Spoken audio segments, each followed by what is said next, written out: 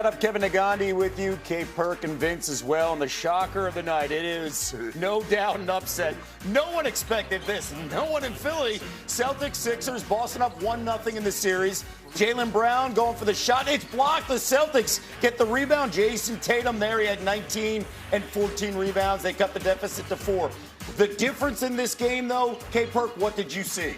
To me, it was more so the 76ers making shots, especially VJ Edgecombe. He cut them everywhere but loose. The man had an outstanding night, 30 and 10. Obviously, Tyrese Maxey utilizing the pick and roll and getting to his spots, playing at the level that he plays at all the time, that all NBA level. Maxey chirping to the crowd. You see the emotion. He was aggressive, and so was this guy. A 20-year-old VJ Edgecombe and winking to the camera.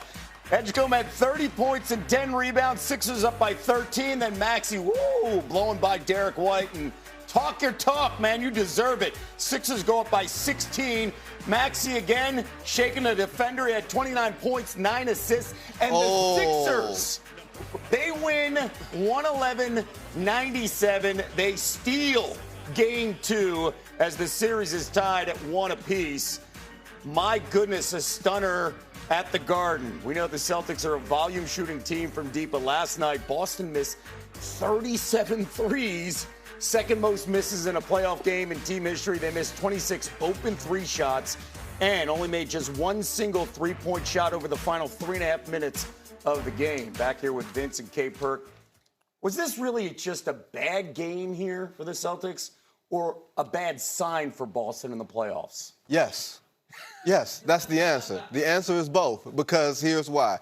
Whenever we have talked about Celtic deficiencies in the last 3 postseasons, it has been they fought in love too much with the 3-point shot. And it happened in the series against the Knicks where they got big leads and then gave it up because they fell in love. And last night they fell in love. You know what they tell you, don't fall in love. Just keep it for a little while. That's what happened last night.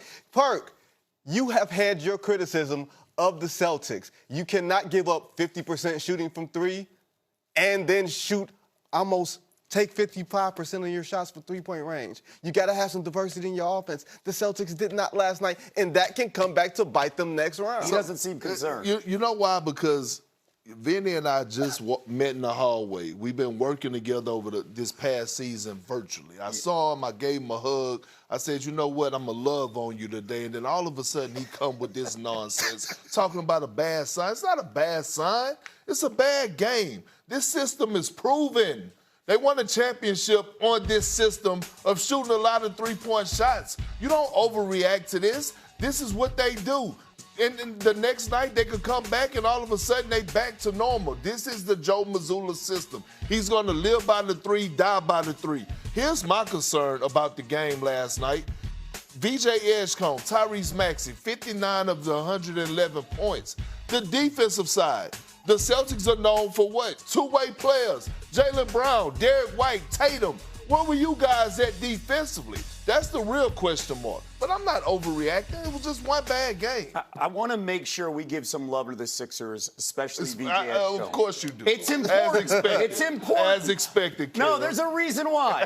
Because this is Edgecombe's second career playoff game. And look at the list he joined. Magic and LeBron, 30 points, 10 rebounds, the youngest player in NBA history with those numbers, younger than LeBron and days younger than Magic. And by the way, that Magic run, historic in 1980 as he led as a 20-year-old the Lakers to an NBA Finals championship. Are you saying that with a lot of extra heat? Oh, yeah.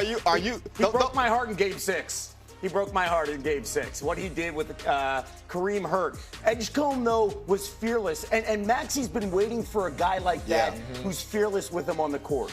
Yeah, we've been saying for so long what happens when Paul George gets right and Joel Embiid gets right.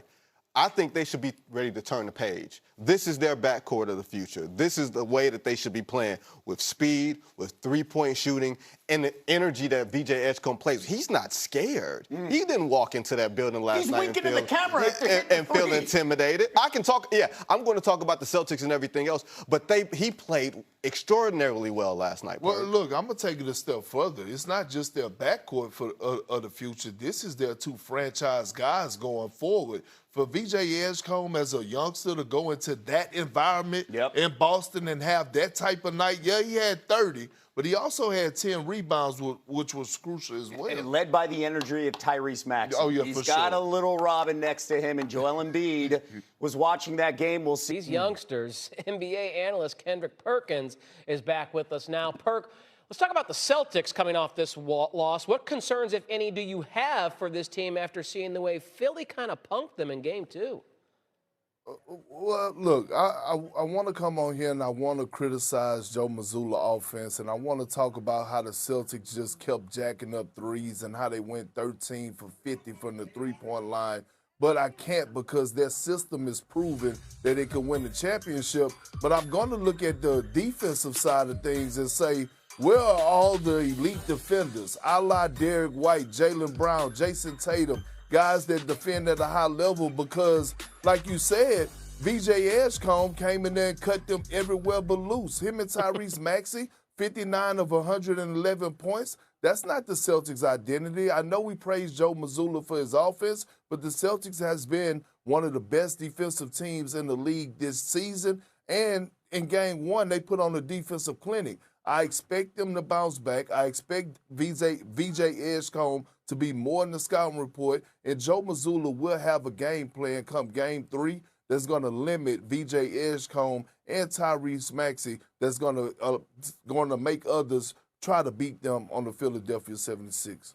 All right, Perk. Well, Kevin, you're right. That was a dreadful game across the board for the Sixers. And really, the formula for Philadelphia to get back into this series and win any games in this series is very simple. Tyrese Maxey has to be the best player on the court, and this team has to hit a lot of shots from the perimeter. Neither of those things were the case in Game 1. Maxey was 8 for 20 from the field, did not look great, was certainly not at the level of Jason Tatum, as you mentioned, or Jaylen Brown, the two stars for the Boston Celtics. And Philadelphia as a team, Kevin, both didn't hit enough shots and hardly took any threes. They only took 5 threes in the competitive portion of the second half. They were 4 for 21 from three-point range in the competitive portion of the game.